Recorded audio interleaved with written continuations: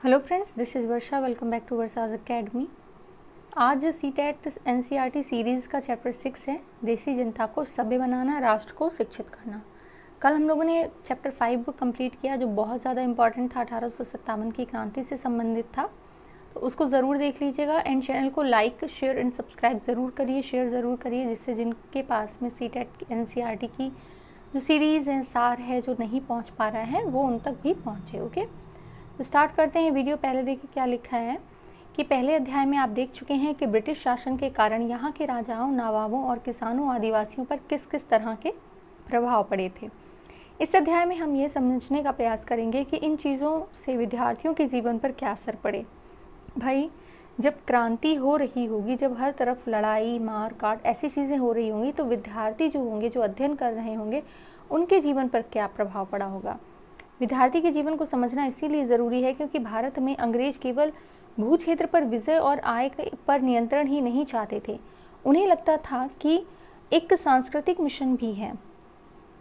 वे मानते थे कि उन्हें देसी समाज को सभ्य बनाना है और उनके रीति रिवाजों और मूल्य मान्यताओं को बदलना है। ठीक है, उनको लगता था कि वो ऐसे गांव देहात की जो भाषा बोलते हैं वो सभ्य नहीं है। सभ्य लोग वही होंगे जो अंग्रेजी भाषा बोलेंगे। ठीक है, भाषाविद का मतलब एक ऐसा व्यक्ति जो कई भाषाओं का जानकार हो और विद्यार्थी होता है, उसको भाषाविद कहते हैं।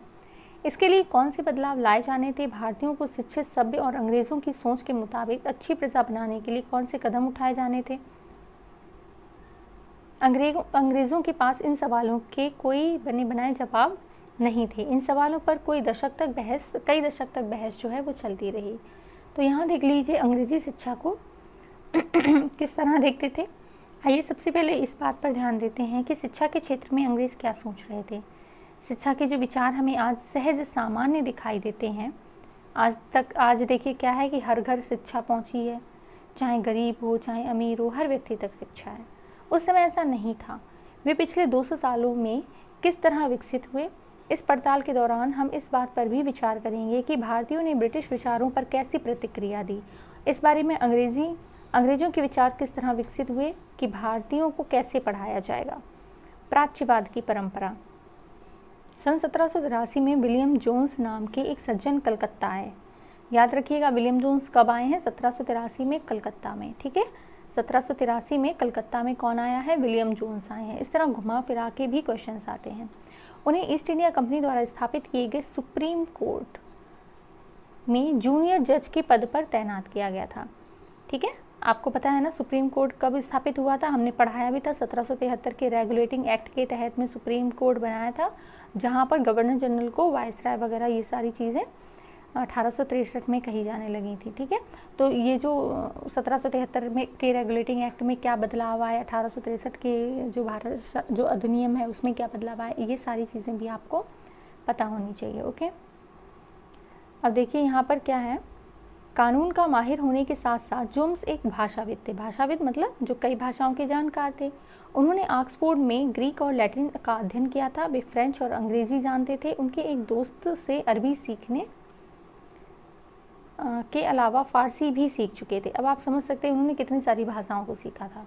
कलकत्ता में आने के बाद वे रोज़ाना घंटों संस्कृत विद्वानों के साथ बैठकर उनसे संस्कृत की बारीकियाँ, उसकी व्याकरण और संस्कृत काव्यों का अध्ययन करने लगे थे। कुछ ही समय में उन्होंने कानून, दर्शन, धर्म, राजनीति, नैतिकता, अंकगणित, चिकित्सा विज्ञान और अन्य विज्ञान की प्राचीन भारतीय पुस्तकों का अध्ययन शुरू कर दिया। जोन्स ने पाया कि उस समय कलकत्ता में तैनात बहुत सारे अंग्रेज अफसर भी उनके जैसी दिलचस्पियां रखते थे।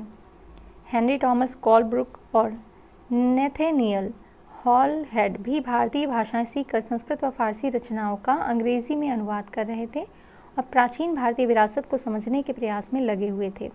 इन लोगों के साथ मिलकर जोन्स ने एशियाटिक सोसाइटी ऑफ बंगाल का गठन किया। अब यहाँ पर बहुत इंपॉर्टेंट बात यहाँ पर ये आती है कि एशियाटिक सोसाइटी ऑफ बंगाल, ठीक है, ये जो लिखा है एशियाटिक सोसाइटी ऑफ बंगाल, इसका गठन किसने किया है? विलियम जोन्स ने। और इनके साथ साथ कौन थे? Henry Thomas Colebrooke, Nathaniel Halhed. ठीक है, एशियाटिक रिसर्च नामक शोध पत्रिका का प्रकाशन शुरू किया। याद रखिएगा, एशियाटिक सोसाइटी ऑफ बंगाल का जो गठन है वो किसने किया है? जोन्स ने किया है। ओके, जोन्स और कोलब्रुक भारत के प्रति एक खास तरह का रवैया रखते थे। वे भारत और पश्चिम दोनों की प्राचीन संस्कृतियों के प्रति गहरा आदर भाव रखते थे। वरना अभी तक जितने भी अंग्रेज आए हैं उन्होंने क्या किया, भारत की जो संस्कृति थी, उसकी जो विविधता थी, उसको दबाने की कोशिश की थी। लेकिन यहाँ पर जब जोन्स और कोलब्रुक आए हैं तो उन्होंने क्या किया, भारत की जो प्राचीन संस्कृति थी उसका भी आदर किया। उनका मानना था कि भारतीय सभ्यता प्राचीन काल में अपने वैभव के शिखर पर थी, परंतु बाद में उनका पतन होता चला गया।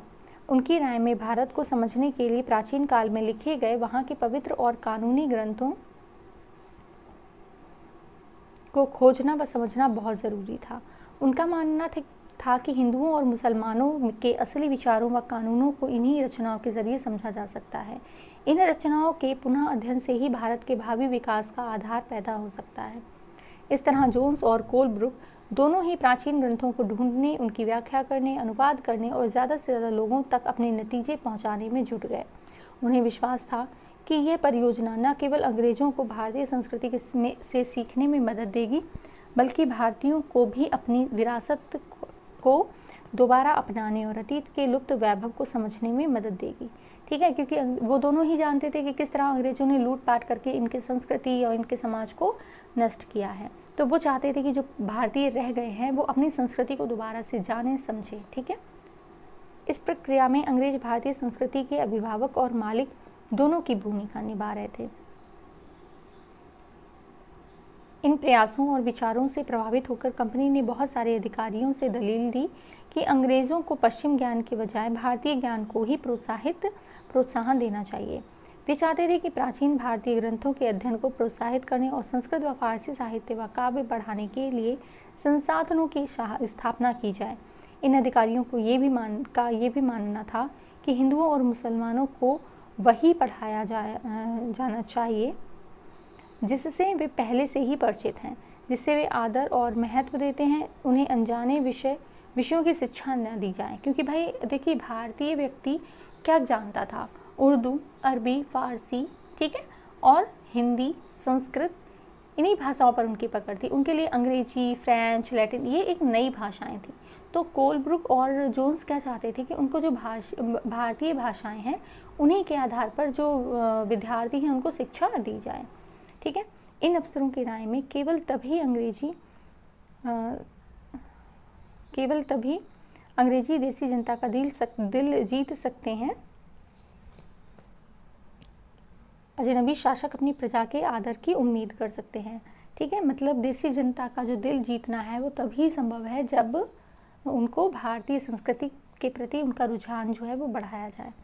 इस बात को ध्यान में रखते हुए 1781 में अरबी फारसी इस्लामिक कानून के अध्ययन को बढ़ावा देने के लिए कलकत्ता में एक मदरसा खोला गया।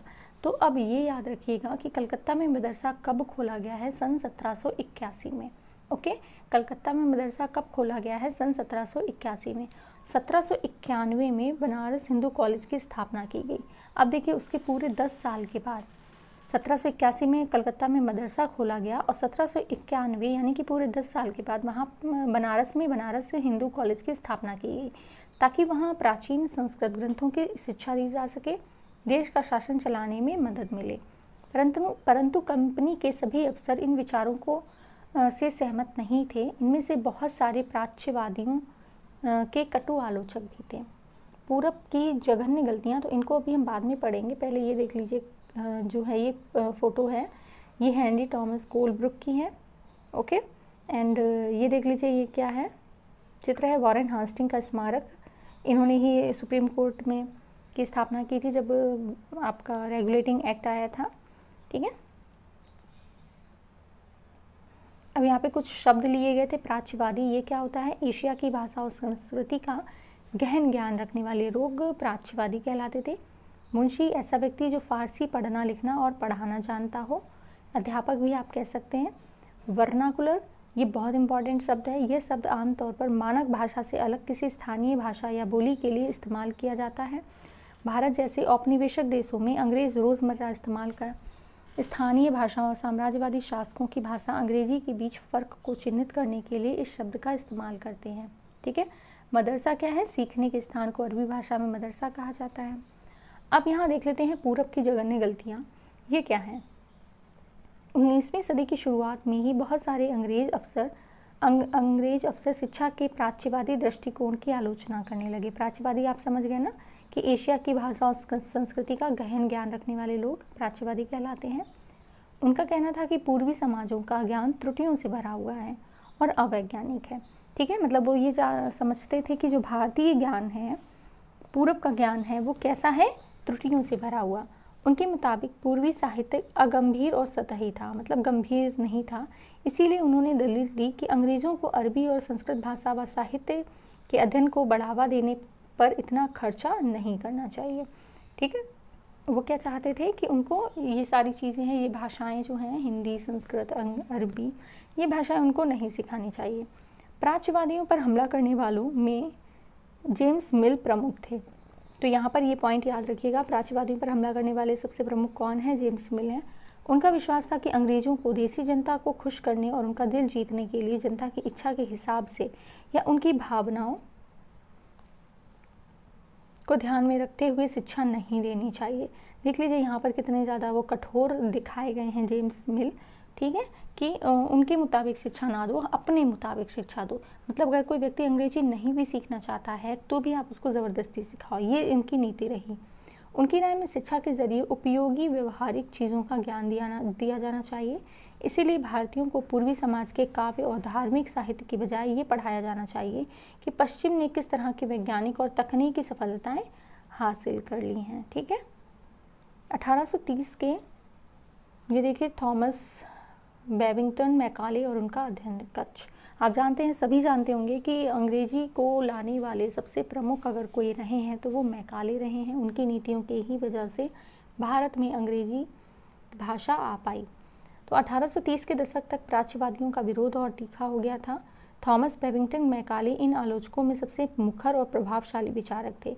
वे भारत को असभ्य देश मानते थे जिसे सभ्यता का पाठ पढ़ाना जरूरी था। मैकाले के मुताबिक पूर्वी ज्ञान की कोई भी शाखा इंग्लैंड की प्रगति के समकक्ष नहीं थी। मतलब उनको लगता था कि भारत की कोई भी शाखा ऐसी नहीं है जो हमारे इंग्लैंड से संबंध के समकक्ष हो। मैकाले का कहना था कि एक अच्छे यूरोपीय पुस्तकालय का केवल एक खाना भी भारत और अरब के समूचे देसी साहित्य के बराबर है। मतलब उनको अपना साहित्य बहुत ही ज़्यादा अच्छा लगता था। उनका तर्क था कि भारत में ब्रिटिश सरकार को प्राच्यवादी ज्ञान पर सरकारी पैसा बर्बाद नहीं करना चाहिए क्योंकि इससे कोई फ़ायदा होने वाला नहीं है।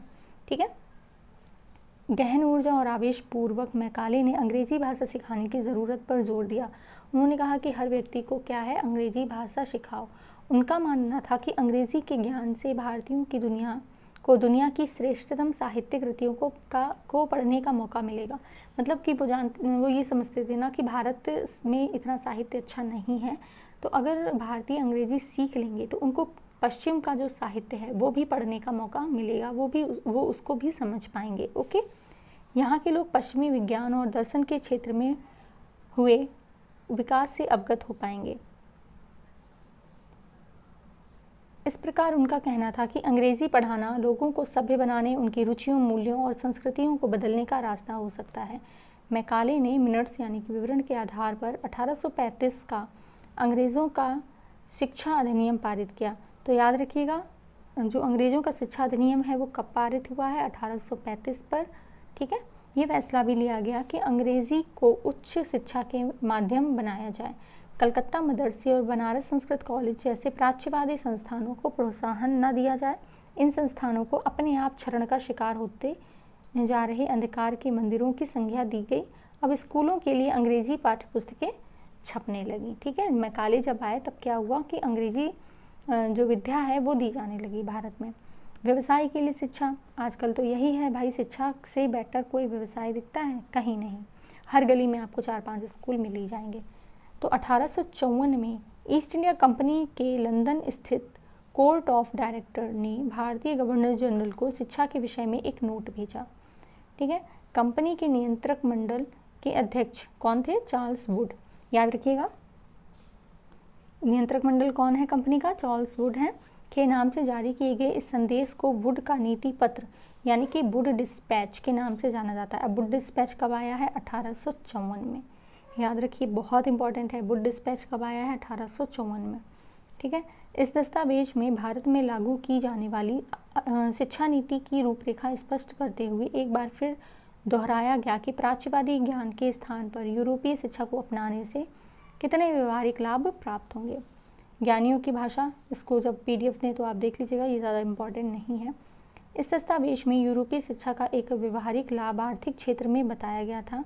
उसके मुताबिक यूरोपीय शिक्षा के माध्यम से भारतीयों को व्यापार वाणिज्य के विस्तार से होने वाले लाभों को समझने और देश के संसाधनों के विकास का महत्व समझने में मदद मिलेगी।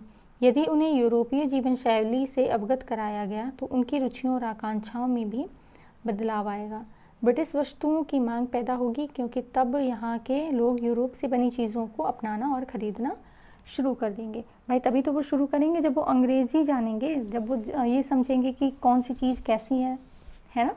इसीलिए वहाँ पर अंग्रेज़ी भाषा पर ज़्यादा से ज़्यादा जोर दिया गया। अब देखिए यूरोपीय ज्ञान के पक्ष में एक तर्क है, ये देख लेते हैं। 1854 के वुड के नीति पत्र में प्राच्यवादी ज्ञान का विरोध करने वालों के निर्णायक विजय का संकेत था। इसमें कहा गया था, हमें जोर देकर ये बात कहनी चाहिए कि भारत में हम जिस शिक्षा का प्रसार करना चाहते हैं उस शिक्षा का लक्ष्य यूरोप की श्रेष्ठतर कलाओं, सेवाओं और दर्शन और साहित्य यानी यूरोपीय ज्ञान का प्रसार करना है। अब वुड का नीति पत्र देख लेते हैं कि वुड का नीति पत्र में यह तर्क भी दिया गया था कि यूरोपीय शिक्षा से भारतीयों के नैतिक चरित्र का उत्थान होगा। ठीक है, वो ये समझते थे कि जो नैतिक चरित्र है भारतीयों का वो बहुत गिरा हुआ है और अगर वो अंग्रेज़ी सीख लेंगे तो उनका नैतिक चरित्र और बढ़ जाएगा। ठीक है, अच्छा हो जाएगा। इससे वे ज़्यादा सत्यवादी और ईमानदार बन जाएंगे और फलस्वरूप कंपनी के पास भरोसेमंद कर्मचारियों की कमी नहीं रहेगी। दस्तावेज के मुताबिक पूर्व का साहित्य न केवल भयानक त्रुटियों से भरा पड़ा था बल्कि ये लोगों में न तो काम के प्रति दायित्व और समर्पण भाव पैदा कर सकता था और न ही शासन के लिए आवश्यक निपुणता पैदा कर सकता था। 1854 के नीति पत्र के बाद अंग्रेज़ों ने कई अहम कदम उठाए। सरकारी शिक्षा विभागों का गठन किया ताकि शिक्षा संबंधी सभी मामलों पर सरकार का नियंत्रण स्थापित किया जा सके। विश्वविद्यालय शिक्षा की व्यवस्था विकसित करने के लिए भी कदम उठाए गए। 1857 में जब मेरठ और दिल्ली में सिपाही विद्रोह कर रहे थे उसी समय कलकत्ता, ये 1857 का टाइम पे पढ़ा था हम लोगों ने, है ना, उसी समय कलकत्ता, मद्रास और बम्बई विश्वविद्यालयों की स्थापना की गई। तो अब बात आती है कि 1800 जो ये कलकत्ता, मद्रास और बम्बई विश्वविद्यालयों की स्थापना कब शुरू की गई, तो 1857 के समय में जब ये सिपाही विद्रोह किसको कहते हैं बताइए, कल ही हमने आपको बताया था।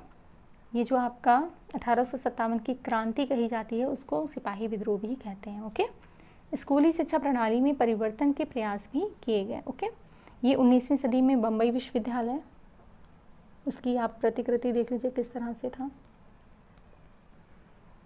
नैतिक शिक्षा की मांग।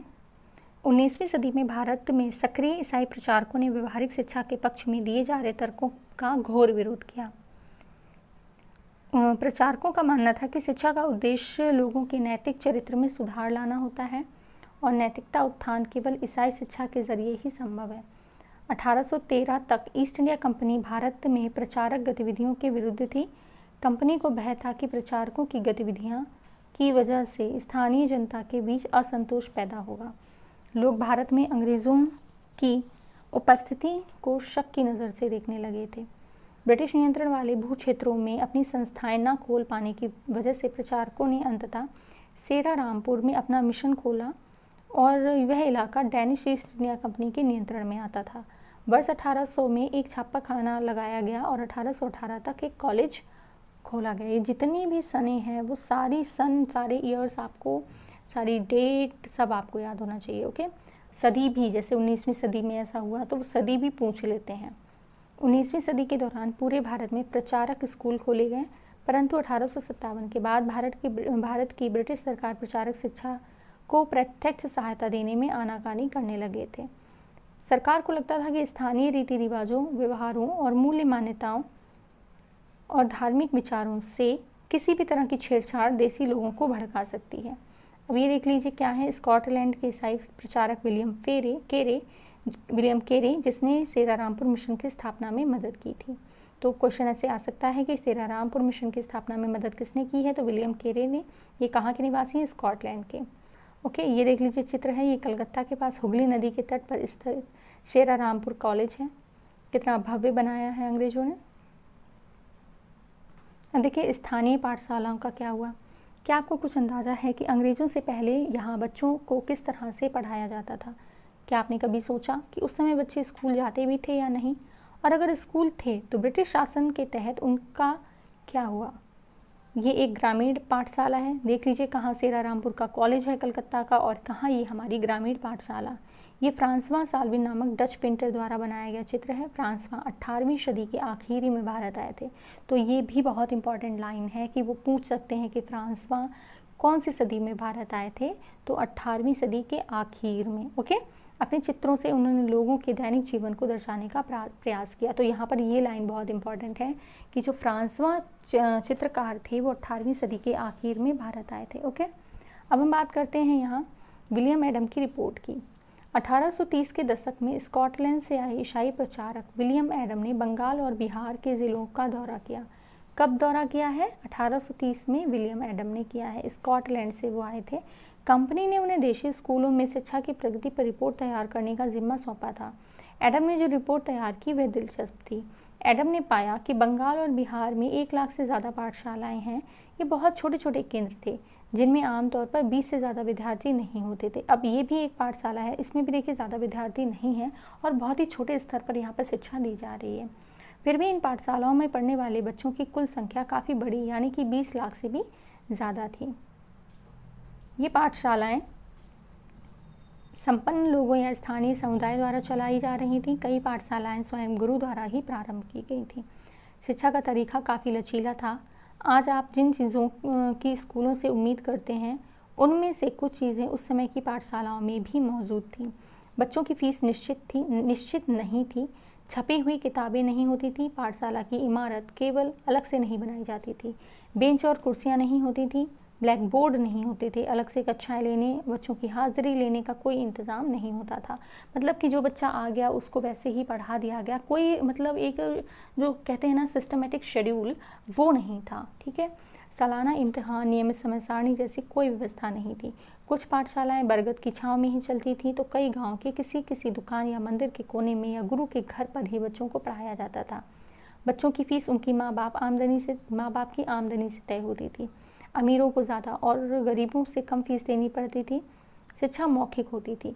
क्यों? क्योंकि उस समय छपाई कारखाने इतने ज़्यादा नहीं थे और बच्चों को एक ही पुस्तक से बच्चों को वहाँ पर पढ़ाया जाता था, रटाया या याद कराया जाता था।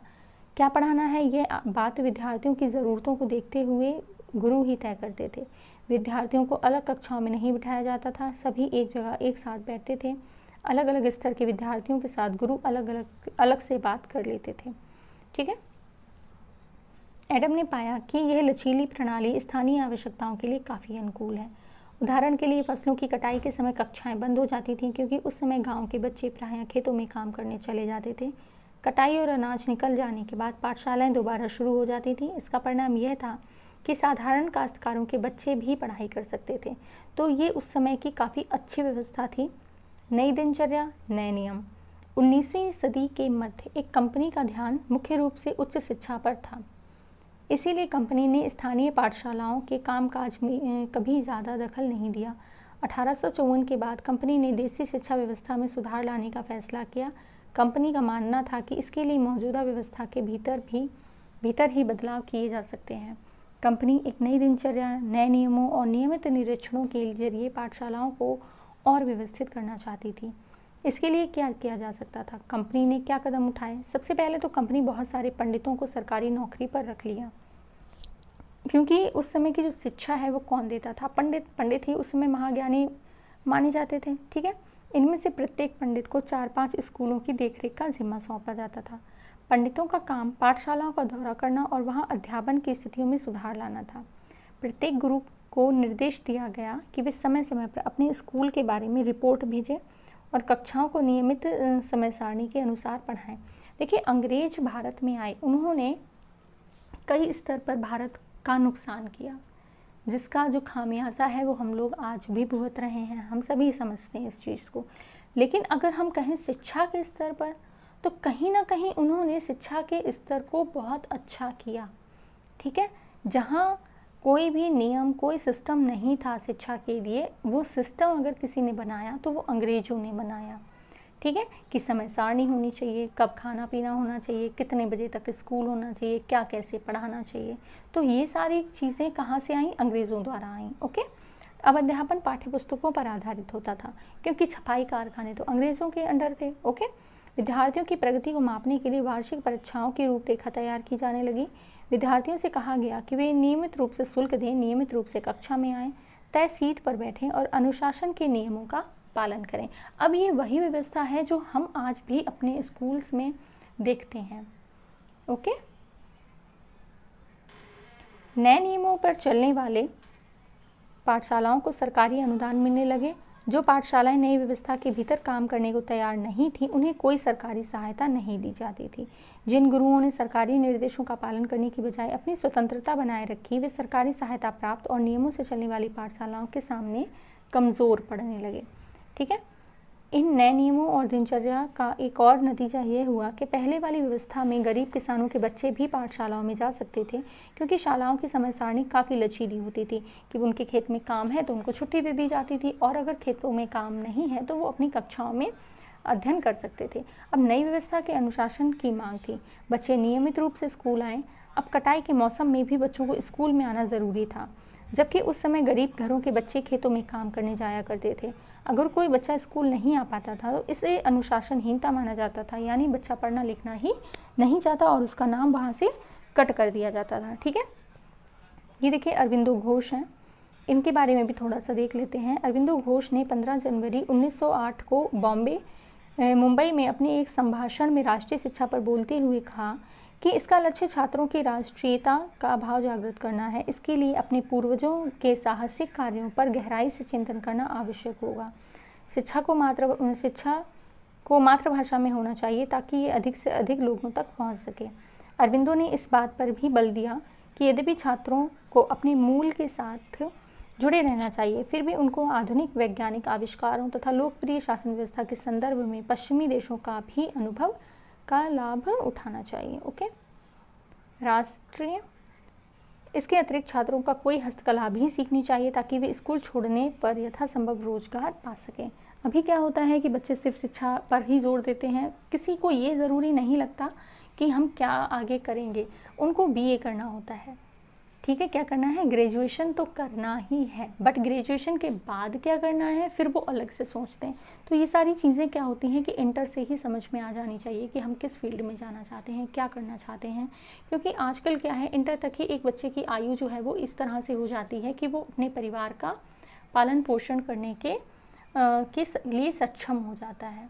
ठीक है, तो इंटर में ही अगर बच्चे को समझ में आ जाए कि वो क्या करना चाहता है तो ग्रेजुएशन के बाद जस्ट उसको जॉब या वो अपने पैरों पर खड़ा हो सकता है। अब हम बात करते हैं राष्ट्रीय शिक्षा की कार्यसूची की। केवल अंग्रेज अफसर ही भारत में शिक्षा के बारे में नहीं सोच रहे थे। 19वीं सदी की शुरुआत से ही भारत के विभिन्न भागों में बहुत सारे विचारक शिक्षा के व्यापक प्रसार की ज़रूरत पर जोर देने लगे थे। यूरोप में आ रहे बदलावों से प्रभावित कुछ भारतीयों का मानना था कि पश्चिम शिक्षा भारत का आधुनिकीकरण कर सकती है। उन्होंने अंग्रेज़ों से आह्वान किया कि वे नए स्कूल, कॉलेज, विश्वविद्यालय खोलें और शिक्षा पर ज़्यादा पैसा खर्च करें। इस दिशा में कुछ प्रयासों के बारे में आप अध्याय 8 में पढ़ेंगे, परंतु बहुत सारे भारतीय पश्चिम शिक्षा के विरुद्ध थे। महात्मा गांधी और रविंद्रनाथ टैगोर इसी तरह के लोगों में से थे।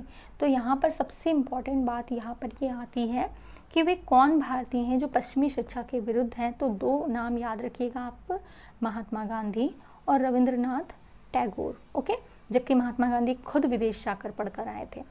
ओके, अब यहाँ देखते हैं अंग्रेजी शिक्षा ने हमें गुलाम बना दिया।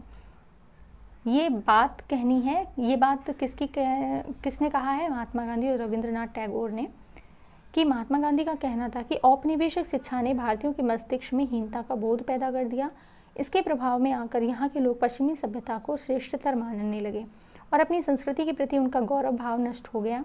महात्मा गांधी ने कहा कि इस शिक्षा में विष भरा है, ये पापपूर्ण है, इसमें भारतीयों को दास बना दिया, इसने लोगों पर प्रभाव डाला।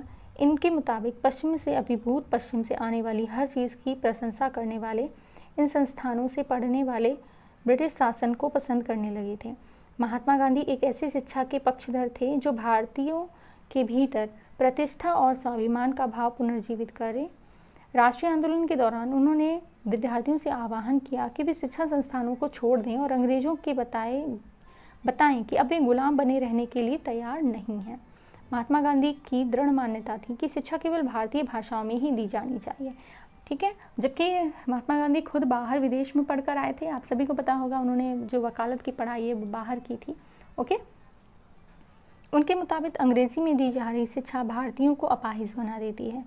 उसने उन्हें अपने सामाजिक परिवेश से काट दिया, उन्हें अपनी ही भूमि पर अजनबी बना दिया। उनकी राय में विदेशी भाषा बोलने वाले, स्थानीय संस्कृति से घृणा करने वाले और अंग्रेजी शिक्षा शिक्षित भारतीय अपनी जनता से जुड़ने के तौर तरीके भूल चुके थे। महात्मा गांधी का कहना था कि पश्चिमी शिक्षा मौखिक ज्ञान की बजाय केवल पढ़ने और लिखने पर केंद्रित है। उसने पाठ्य पुस्तकों पर जोर दिया जाता है, लेकिन जीवन अनुभवों और व्यवहारिक ज्ञान की उपेक्षा की जाती है। तो ये कहीं ना कहीं एक हद तक सही भी है। अभी आप देख सकते हैं कि इंग्लिश मीडियम में अगर आप जाते हैं तो वहाँ पर क्या है, एक रटंत विद्या टाइप की चलती है। ठीक है, कि आपको इतना सिलेबस दे दिया, आपको उतना सिलेबस आना चाहिए, उसी से आपके क्वेश्चंस आंसर्स आएंगे। आपको नहीं आता है तो आप फेल हो जाएंगे। जीवन के जो अनुभव हैं और जो व्यवहारिक ज्ञान है वो बच्चों को नहीं दिया जाता। ओके, गांधी का तर्क था कि शिक्षा से व्यक्ति का दिमाग और आत्मा विकसित होनी चाहिए। उनकी राय में केवल साक्षरता यानी पढ़ने और लिखने की क्षमता पा लेना ही शिक्षा नहीं होती। इसके लिए तो लोगों को हाथ से काम करना पड़ता है, हुनर सीखने पड़ते हैं, ये जानना पड़ता है कि विभिन्न चीज़ें किस तरह काम करती हैं। इससे उनका मस्तिष्क और समझने की क्षमता दोनों विकसित होंगे। तो गांधी जी ने क्या किया था कि भले ही छोटे क्लास में ही बच्चा क्यों ना हो, उन्होंने कहा था कि एक हुनर आपको आना चाहिए, जिससे आप अपनी शिक्षा संपूर्ण करने के बाद में आप अपनी जो जीविका है, अपना जो रोजगार है वो शुरू कर सकें। ठीक है, तो यहाँ पर गांधी जी की जो सोच है वो काफ़ी अच्छी थी। साक्षरता से ही शिक्षा नहीं है। महात्मा गांधी ने क्या कहा कि शिक्षा से मेरा मतलब इस बात से है कि बालक और मनुष्य के देह और मस्तिष्क स्वभावना के श्रेष्ठ तत्वों के सामने लाया जाए।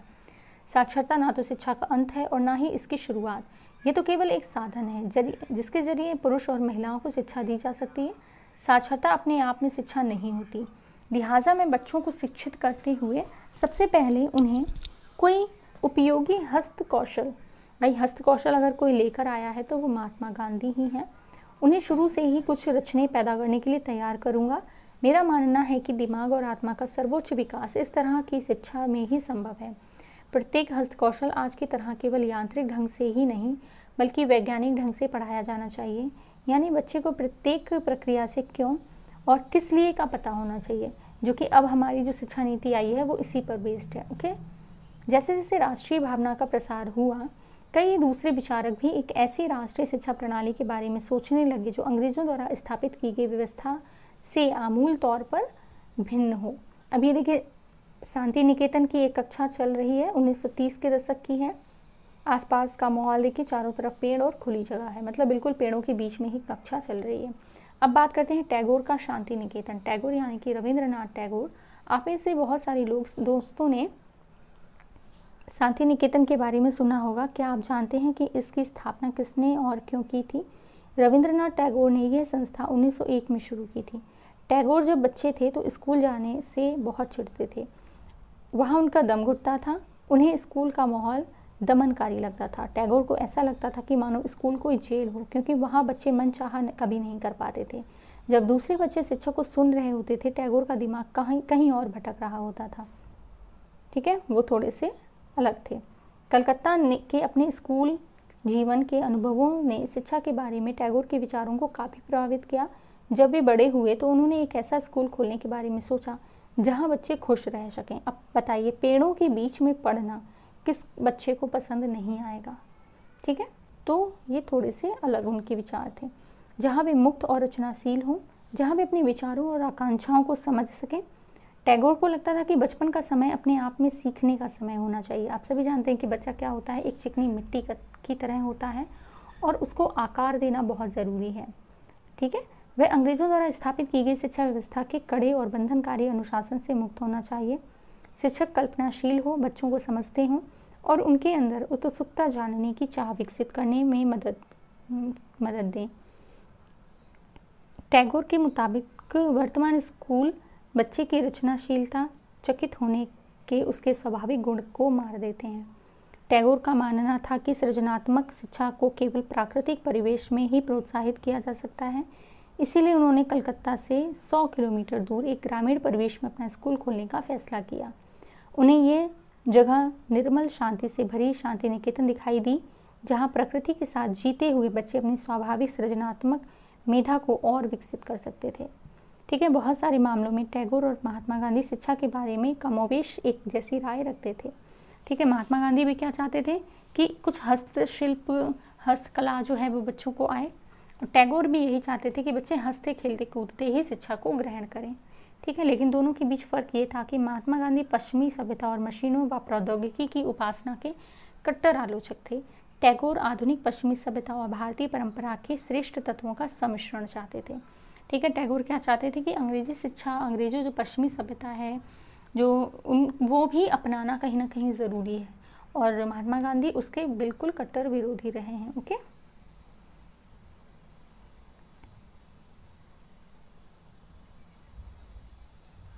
अब देखिए, उन्होंने शांति निकेतन में कला, संगीत और नृत्य के साथ साथ विज्ञान और प्रौद्योगिकी की शिक्षा पर भी जोर दिया।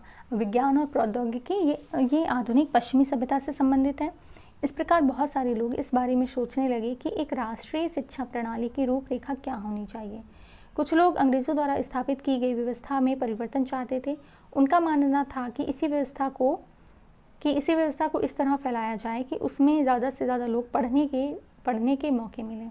इसके विपरीत बहुत सारे लोग ऐसे भी थे जो एक वैकल्पिक व्यवस्था चाहते थे, ताकि लोगों को सच्चे अर्थों में राष्ट्रीय संस्कृति की शिक्षा दी जा सके। कौन तय करे कि सच्चे अर्थों में राष्ट्रीय क्या होता है? राष्ट्रीय शिक्षा की बहस स्वतंत्रता के बाद भी जारी रही। अब इसको देख लेते हैं। देखिए, ये क्या है? ये कोयम्बटूर के एक प्रचारक स्कूल में खेल रहे बच्चे। 20वीं सदी का प्रारंभ है ये। 19वीं सदी के मध्य तक ईसाई प्रचारक और भारतीय सुधारवादी संगठन लड़कियों के लिए स्कूल खोलने लगे थे। पहले लड़कियों के लिए स्कूल नहीं थे। तो देखिए, सभी स्कर्ट्स पहनी हुई हैं, सभी क्या है, यहाँ पर लड़कियाँ हैं, गर्ल्स हैं। यहाँ पर आपका जो चैप्टर है ये कंप्लीट होता है। अब ये मैचिंग देखिए यहाँ आ गई है, तो इसको आप लोग अच्छे से याद रखिएगा। ठीक है, मैचिंग बहुत बहुत ज़्यादा ज़रूरी है। मैकाले ने क्या था बताइए? अंग्रेजी शिक्षा का प्रोत्साहन किया था या नहीं? विलियम जोन्स ने क्या था? प्राचीन संस्कृतियों का सम्मान किया था, है ना? महात्मा गांधी ये अंग्रेजी शिक्षा के विरुद्ध थे, और रविंद्रनाथ टैगोर ये प्राकृतिक परिवेश में शिक्षा चाहते थे। इन्होंने जो स्कूल खोला शांति निकेतन, ये खुली हवा में था, पेड़ों के बीच था। पाठशालाओं में क्या होते हैं? गुरु होते हैं। तो ये जो एक्सरसाइजेज हैं, हमने बोला जब हम आपको ये पीडीएफ्स देते हैं, क्लास 6th की दे दी है, 7th की दे दी है, 8th में 2 चैप्टर रह गए हैं, चैप्टर 7 और 8, तो जैसे ही कंप्लीट हो जाएगा उसकी एक साथ पीडीएफ दे देंगे। ओके, तो इनको ज़रूर पढ़िएगा। एंड चैनल को शेयर बहुत करिए, शेयर करिए, सभी से बने रहिए ऐसी और वीडियोज़ के साथ में। Thank you so much for watching.